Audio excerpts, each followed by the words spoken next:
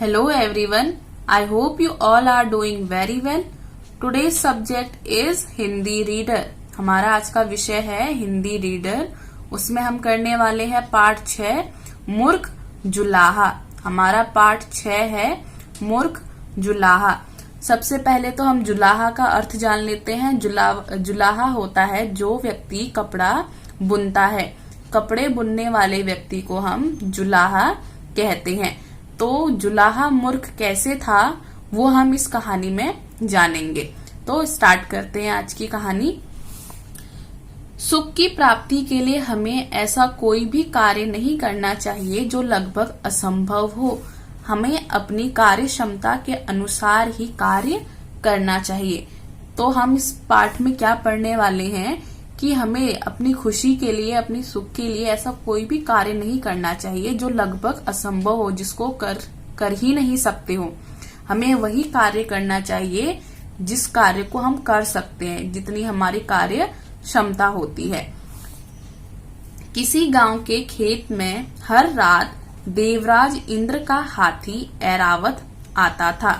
वह आकाश से उतरता और रात भर उसके खेत में चरता. सुबह अपने खेत की हालत देखकर जुलाहे के कलेजे पर सांप लौट जाते. उसने अपने सगे संबंधियों से पूछा कि कौन उसके खेत को रात में खराब कर जाता है, मगर किसी ने भी उसकी मदद नहीं की. तो क्या होता है, एक जुलाहा था जिसके पास एक खेत था.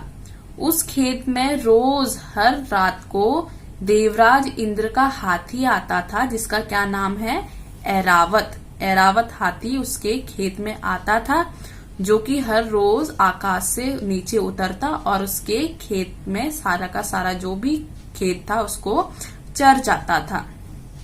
सुबह जब वह उठता जुलाहा और देखता कि उसका सारा का सारा खेत खराब हो चुका है तो वो बहुत परेशान हो जाता. कलेजे पे सांप लौट जाने का क्या अर्थ होता है, परेशान हो जाना. तो जब वो देखता कि उसका खेत काफी खराब हो चुका है तो वो बहुत परेशान हो जाता.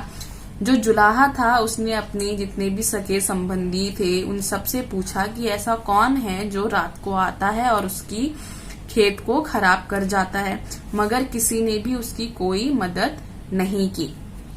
जब जुलाहे को उसकी समस्या का हल किसी ने नहीं सुझाया तो एक रात वह अपने खेत में जाकर लेट गया और फसल खराब करने वाले का इंतजार करने लगा.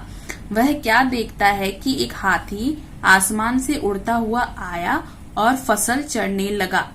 अब तो जुलाहे से नहीं रहा गया. उसने भागकर हाथी की पूंछ पकड़ ली. तो क्या होता है, जब किसी ने उसकी मदद नहीं की, उसकी जो भी परेशानी थी उसका हल नहीं दिया, तो उसने क्या सोचा, वो एक रात को अपने खेत में जाकर लेट जाता है और इंतजार करता है कि उसकी फसल खराब करने कौन आता है.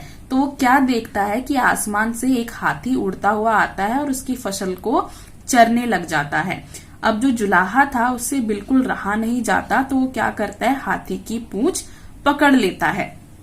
दिन निकलने ही वाला था. हाथी आकाश की ओर उड़ने लगा तो जुलाहा भी उसके साथ उड़कर इंद्र के स्वर्गलोक में पहुंच गया. स्वर्गलोक बहुत सुंदर था. अप्सराएं नाच रही थी. देवताओं की रसोई में खाने के लिए बढ़िया व्यंजन बने हुए थे. जुलाहे ने भरपेट भोजन किया तथा स्वर्ग की सुंदरता को देखा. और अगली रात जब ऐरावत धरती पर वापस आया तो वह भी उसकी पूंछ पकड़कर वापस लौट आया.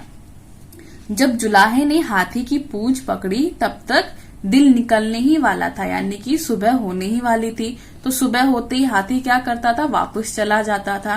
तो जैसे ही दिन निकला, हाथी क्या हुआ, आकाश की ओर उड़ने लगा.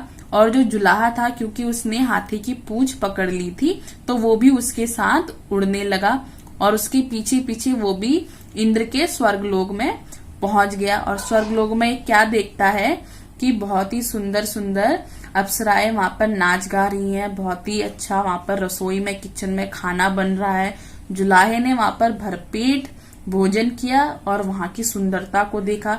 और अगली रात जैसे कि ऐरावत रोज धरती पर आता था, वैसे ही वो अगले दिन भी वैसे ही अगली रात को वैसे ही धरती पर आया और उसी के साथ जो जुलाहा था उसकी पूंछ पकड़कर वापस धरती पर लौट आया।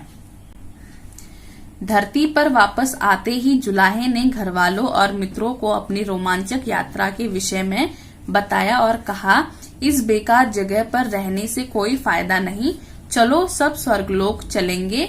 सब उसके साथ चलने को तैयार हो गए। तो जब जुलाहा वापस आया धरती पर तो उसने अपने घर वालों को, अपने दोस्तों को, सबको अपनी यात्रा के बारे में बताया कि उसकी यात्रा कितनी अद्भुत थी, कितनी अच्छी थी। तो उसको कहने के बाद वो क्या कहता है कि हम इस बेकार जगह पर रहने का हमारा कोई फायदा नहीं है, इस धरती पर रहने का कोई फायदा नहीं है, चलो हम स्वर्गलोक चलते हैं। और सबने उसकी बात मान ली और वो भी स्वर्गलोक चलने के लिए तैयार हो गए। पृथ्वी की फसल का भोजन करके जब ऐरावत वापस जाने लगा तो जुलाहे ने उसकी पूंछ पकड़ ली और उसकी पत्नी ने अपने पति के पांव पकड़ लिए। इसी तरह बाकी जुलाहे भी एक दूसरे का पांव पकड़कर लटक गए। ऐरावत इस बात से अनजान था, वह और भी ऊंचा उड़ता चला जा रहा था। तभी जुलाहे ने सोचा, मैं भी कैसा मूर्ख हूँ, मैं तो अपना करघा लाना ही भूल गया, मैं वहां अपना समय कैसे काटूंगा। यह सोचकर वह गुस्से से हाथ मलने लगा और हाथी की पूंछ उससे छूट गई। सब धरती पर आकर गिरे और मर गए।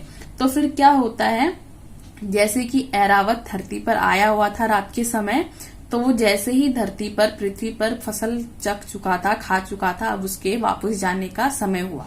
तो जैसे ही वो वापस जाने लगा, जुलाहे ने उसकी पूंछ पकड़ ली।